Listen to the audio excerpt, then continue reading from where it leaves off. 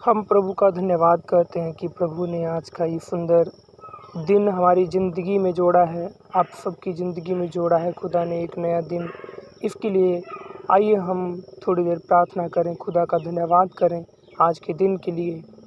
Hallelujah, hallelujah, hallelujah, hallelujah, hallelujah, hallelujah. धन्यवाद हो, धन्यवाद हो, धन्यवाद। मेरे महान परमेश्वर, हम आपका धन्यवाद करते हैं प्रभु आज के दिन के लिए। पिता धन्यवाद करते हैं, इस सुंदर अवसर के लिए हम आपका धन्यवाद करते हैं प्रभु जो आपने दिया। मेरे परमेश्वर, बहुत से लोग आज का दिन नहीं देख पाए, लेकिन पिता धन्यवाद करते हैं आपकी महान दया करुणा प्रभु हम पर बनी रही। मेरे परमेश्वर प्रभु जी, प्रार्थना करते हैं आज के वचन के लिए प्रभु जो आपने आज का वचन दिया है। मेरे परमेश्वर, आज का वचन प्रभु जी जब ही मेरे परमेश्वर हम मनन करने जा रहे हैं, मेरे परमेश्वर आप दया करें प्रभु जी। खुदा बाप, सब कुछ प्रभु आपके हाथों में देते हैं प्रभु। सुनने वालों पर प्रभु आपकी आशीष हो पिता। प्रभु धन्यवाद करते हैं, प्रार्थना प्रभु यीशु मसीह के नाम में मांगते हैं, आमीन। तो आइए हम वचन की तरफ जाएंगे।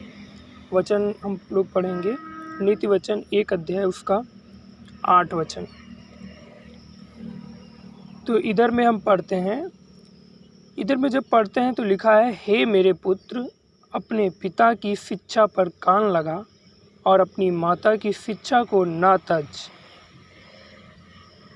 उर्दू में अगर पढ़ें तो, ऐ मेरे बेटे, अपने बाप की तरबियत पर कान लगा और अपनी माँ की तालीम को ना छोड़। तो आज के वचन से हम क्या सीखते हैं कि कई बार बच्चे जो होते हैं वो क्या कहते हैं कि अब मैं बड़ा हो गया हूँ, या फिर आजकल 8-9 साल के भी बच्चे पिता की बातों पर बिल्कुल कान नहीं लगाते हैं, सुनते ही नहीं बात है। माँ को तो कुछ समझते ही नहीं है, ये चाहे सांसारिक लोगों की बात हो या फिर मसीही जगत की बात हो। तो आजकल का जो युवा बच्चा जो है वो सोचता है ये मेरी ज़िंदगी है, अब इसमें आपकी कोई सलाह की ज़रूरत नहीं है, आपका कोई भी इसमें दखलंदाजी करने का कोई हक नहीं रह गया है। लेकिन खुदा का वचन क्या कहता है, कलाम क्या कहता है प्रभु का, कि अपने पिता की शिक्षा पर कान लगा। हे मेरे पुत्र, अपने पिता की शिक्षा पर कान लगा, मतलब हमें अपने पिता की भी आज्ञाओं को मानना है। दूसरा इधर क्या है कि अपने पिता की शिक्षा पर कान लगा, जो वचन है वचन पर क्या करना है, हमें कान लगाने हैं। जब हम वचन पढ़ते हैं, सुनते हैं और वचन खुद हमें पढ़ना है तो उस पर हमें ध्यान लगाना है, कान लगाना है। और संसार के पिता की अगर यहाँ पर बात करें तो जो हमारे पिता होते हैं, ठीक है, होता है, तो उसकी बातों पर हमें क्या करना है, कान लगाना है। वो हमारे भले के लिए बोलते हैं। कई बार हम कुछ ऐसा करते हैं जिस पर हमारा जो पिता होता है वो हमें मना करता है, डांटता है, तो हम क्या वहाँ पर बोलते हैं, इट्स माई लाइफ, ये मेरी ज़िंदगी है, अब मैं इसे जी सकता हूँ। ये बिल्कुल गलत है, ये पाप में आता है। अगर आप अपने पिता की बात नहीं मानते हैं तो ये आप गुनाह करते हैं, क्योंकि खुदा का एक आज्ञा है 10 आज्ञाओं में से कि अपने माता पिता का आदर करना।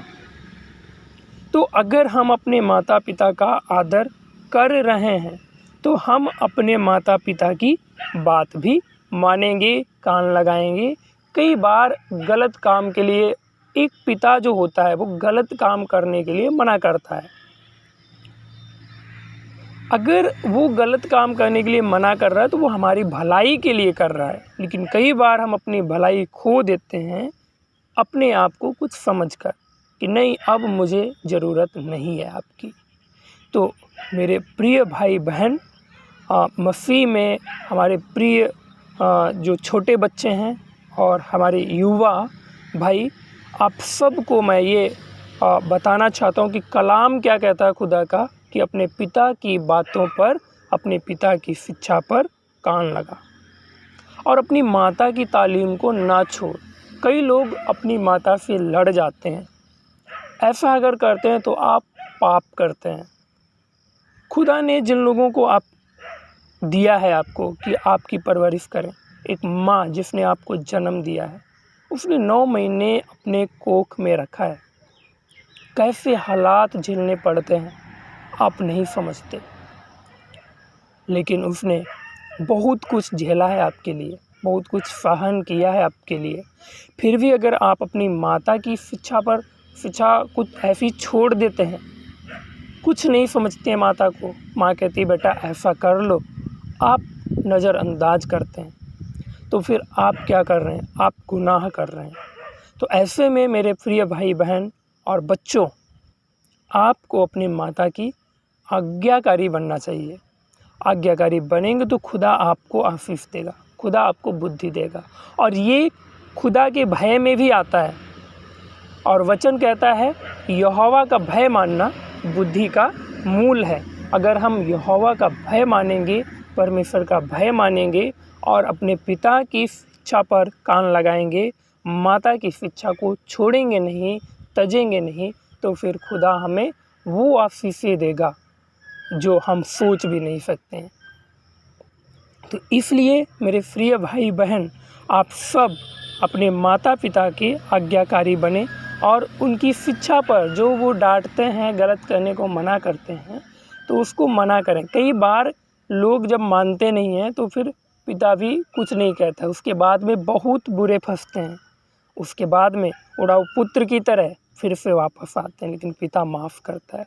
कहीं आप भी उड़ाऊ पुत्र तो नहीं बन गए।